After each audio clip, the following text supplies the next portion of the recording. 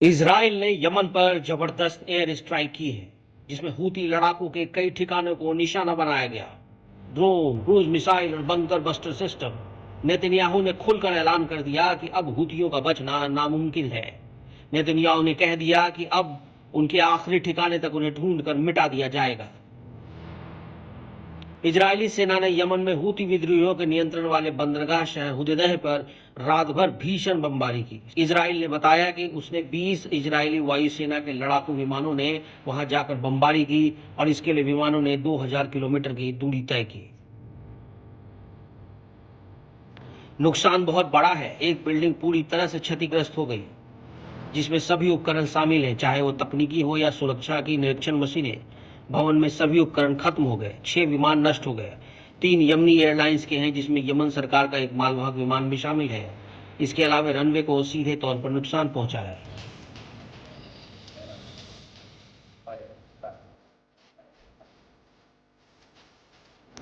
Israeli हमले में Hudaydah airport और बाजिल कंक्रीट फैक्ट्री को निशाना बनाया गया। इजरायली डिफेंस फोर्स के मुताबिक फाइटर जेट्स ने कम से कम 50 टारगेट पर बम बरसाए। इजरायली डिफेंस फोर्स के मुताबिक फाइटर जेट्स ने कम से कम 50 टारगेट पर बम बरसाए। इजराइल का यह हमला एक दिन पहले हूती विद्रोहियों के तेल अवीव में बेन गुरियन एयरपोर्ट हमले के जवाब में किया गया। मिसाइल हमले में कई लोग घायल हो गए, जिसके बाद इजराइल ने इसका बदला लेने का ऐलान किया था। मैंने कई बार कहा है कि जो भी इजराइल पर हमला करेगा उसका खून उसके ही सिर पर होगा। मैंने कहा था कि हूती हमले का जवाब एक बार में नहीं बल्कि कई बार में दिया जाएगा।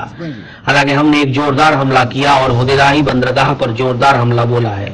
हमारे विमानों ने सना के हवाई अड्डे पर हमला किया, एक ऐसा हवाई अड्डा जो आतंकवादी सेना और आतंकवादी राज्य तक हवाई पहुंच को सक्षम बनाता है, जो हमारे खिलाफ मिसाइलों को लॉन्च करने की सुविधा देता है। कब जवाब देना है, कैसे जवाब देना और किन लक्ष्यों पर जवाब देना है, यह हमारा निर्णय है, जिसे हम बार बार ध्यान रखते हैं। वहीं हूती विद्रोहियों ने कहा है कि इजरायली हमले में कम से कम 21 लोग घायल हो गए। हूती विद्रोहियों के मीडिया विभाग के चीफ नसरुद्दीन आमिर ने कहा कि वो इस हमले का जवाब देंगे। इजरायली हमला उन्हें नहीं रोक सकता। हूतियों ने दावा किया कि यह हमला इजराइल और अमेरिका दोनों ने मिलकर किया है। हालांकि एक अमेरिकी रक्षा अधिकारी ने कहा कि वॉशिंगटन ने इन हमलों में भाग नहीं लिया। इजरायली सेना ने कहा है कि यह हमला हूती शासन की अर्थव्यवस्था और उसके सैन्य निर्माण के लिए एक झटका है। बाजिल कंक्रीट फैक्ट्री उनके लिए एक अहम आर्थिक संसाधन के रूप में काम करती है और इसका उपयोग सुरंगों और सैन्य बुनियादी ढांचों के निर्माण के लिए किया जाता है।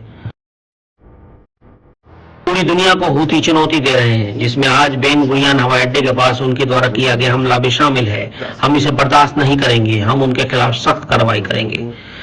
हम हमेशा याद रखते हैं कि हूती अपने संरक्षक ईरान के निर्देश और समर्थन से काम करते हैं। हम अपनी सुरक्षा का ख्याल रखने, उन्हें जवाब देने और ईरान को यह चेतावनी देने के लिए कि जो भी करना होगा करेंगे, ये जारी नहीं रह सकता।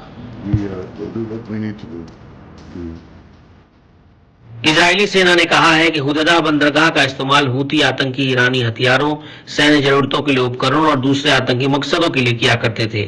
जंग शुरू होने के बाद यमन में इजराइल का यह छठा और इस साल का सबसे पहला हमला था। इजराइल ने कहा कि यमन पर हमला हूतियों के खिलाफ बार बार किए गए हमलों के जवाब में किया गया है।